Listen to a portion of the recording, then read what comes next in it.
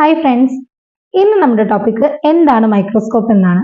Microscope നമ്മൾ കഴിഞ്ഞ വീഡിയോയിൽ ഡിസ്കസ് ചെയ്ത പോലെ കൗണ്ടുകൾ നോക്കാനൊക്കെ യൂസ് ചെയ്യുന്ന ഒരു ഇൻസ്ട്രുമെന്റ് ആണ് മൈക്രോസ്കോപ്പ്.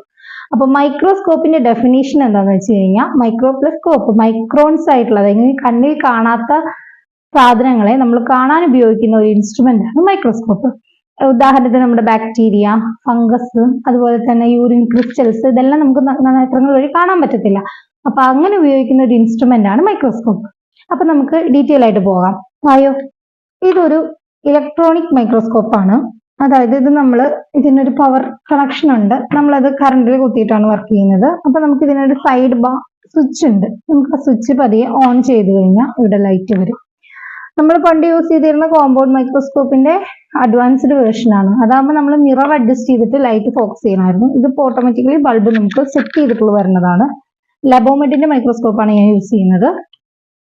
ഇനി ഇതിനെ നമുക്ക് പാർട്സ് പരിചയപ്പെടുകയാണെങ്കിൽ ഐ പീസ് ഉണ്ട്. ഇത് ബൈനോക്കുലർ ആണ്. 2 ഐ പീസ് നമുക്ക് ഇതിനകത്ത് കാണാൻ പറ്റും.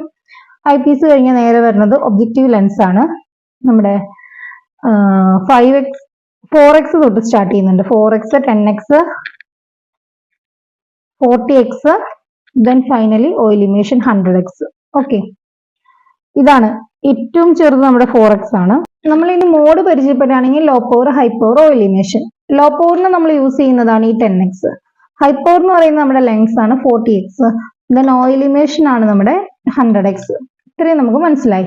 നമ്മുടെ ഐ പീസ് 10x ആണ്. ഇനി നമുക്കൊരു സ്റ്റേജ്, ഇതാണ് മൈക്രോസ്കോപ്പിന്റെ സ്റ്റേജ്. നമ്മൾ സ്ലൈഡുകളൊക്കെ നമ്മൾ അഡ്ജസ്റ്റ് ചെയ്യാൻ യൂസ് ചെയ്യുന്നതാണ്.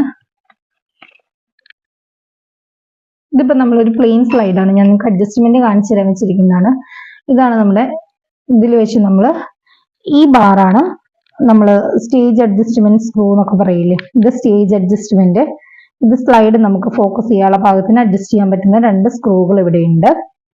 നമുക്ക് അതുപോലെ തന്നെ ഫൈൻ അഡ്ജസ്റ്റ്മെന്റും കോഴ്സ് അഡ്ജസ്റ്റ്മെന്റ് ആണ് ഇത് രണ്ടും. ഇതാകുമ്പോൾ നമുക്ക് ഫൈൻ എത്രത്തോളം നമുക്ക് അഡ്ജസ്റ്റ് ചെയ്യാൻ പറ്റും.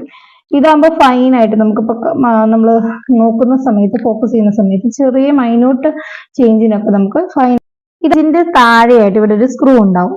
ഈ സ്ക്രൂ ആണ് നമ്മൾ ഇതിലെ കണ്ടൻസർ, ലൈറ്റ് ഫോക്കസ് ചെയ്യാൻ വരുന്ന കണ്ടൻസർ നമുക്ക് സൂക്ഷിച്ചു നോക്കിയാൽ കാണാൻ പറ്റും. ഇവിടെയാണ് അതിന്റെ ലൈറ്റിന്റെ ലെൻസ് വരുന്നത്. അത് നമുക്ക് അഡ്ജസ്റ്റ് ചെയ്യാൻ വേണ്ടി യൂസ് ചെയ്യുന്ന സ്ക്രൂ ആണ് ഇത്. അതുപോലെ തന്നെ ഡയഫ്രം വരുന്നുണ്ട്. ഡയഫ്രം ഓപ്പൺ ചെയ്യുന്നതിനനുസരിച്ചിട്ട് നമുക്ക് ലൈറ്റ് കൂടും കുറയൊക്കെ നമുക്ക് ചെയ്യും. ഇപ്പൊ ഞാനൊരു എക്സാമ്പിൾ കാണിച്ചു തരാം. ഇവിടെ വരുന്ന ലൈറ്റിനെ നമ്മൾ കണ്ടൻസർ വെച്ച് പൊക്കിക്കഴിഞ്ഞാൽ നിങ്ങൾക്ക് ഇവിടെ ശ്രദ്ധിച്ചറിയാൻ പറ്റും.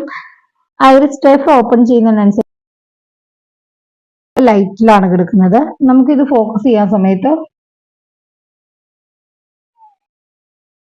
ഈ ലൈറ്റിന്റെ പ്രസൻസിൽ നമുക്കൊന്നും കാണാൻ പറ്റത്തില്ല. അത്രയും ലൈറ്റ് ആയിരിക്കും അതിനകത്ത്. അപ്പൊ ലോ പവറിൽ നമ്മൾ വെക്കുന്ന സമയത്ത് എന്ത് ചെയ്യണം? കണ്ടൻസർ ഒന്ന് താത്തി കൊടുക്കണം, ഡയഫ്രം ഒന്ന് ക്ലോസ് ചെയ്യണം, എന്നിട്ട് നമ്മൾ ഫോക്കസ് ചെയ്യണം. ഉള്ള വിഷ്വൽസ് കണ്ടു. ഇനി നമ്മളത് ഹൈ പവറിലോട്ട് മാറ്റുമ്പോൾ നമുക്ക് കുറച്ചും കൂടി നമ്മുടെ കണ്ടൻസർ ഒന്ന് പൊക്കി കൊടുക്കണം. ഐറിസ് ഡയഫ്രം ഒന്ന് പകുതി ഓപ്പൺ ചെയ്ത് കൊടുക്കണം. ഇത്രയാവുമ്പോൾ തന്നെ എന്തായി, നമുക്ക് വ്യൂ കാണാൻ പറ്റും. സൂപ്പറായിട്ട് നമുക്ക് ഹൈ പവറിൽ കാണാൻ പറ്റും. കൗണ്ടിങ് ചേമ്പർ ഒരിക്കലും ഓയിൽ ഇമേഷനിൽ നോക്കത്തില്ല. ഓയിൽ ഇമേഷനിൽ നോക്കുന്നത് നമ്മുടെ സ്മിയർ ആണ്, ബ്ലഡ് സ്മിയർ ആണ് നമ്മൾ നോക്കുന്നത്.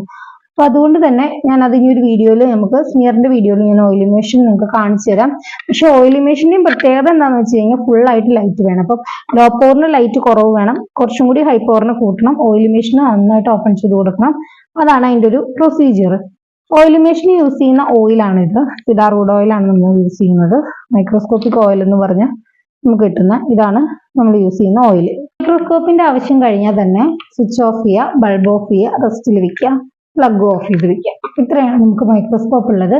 ഇനി നമുക്ക് പോകെ പോകെ കൗണ്ടുകൾ, സ്മിയർ, വെറ്റ് ഫിലിമും ഒക്കെ നോക്കുമ്പോൾ അതെങ്ങനെയാണ് നോക്കുന്നത്, ഏത് പവറിലാണ് നോക്കുന്നത്, എങ്ങനെയാണ് കറക്റ്റ് അഡ്ജസ്റ്റ്മെന്റ് എന്നെല്ലാം ഞാൻ നിങ്ങൾക്ക് വിശദമായിട്ട് പറഞ്ഞു തരാം.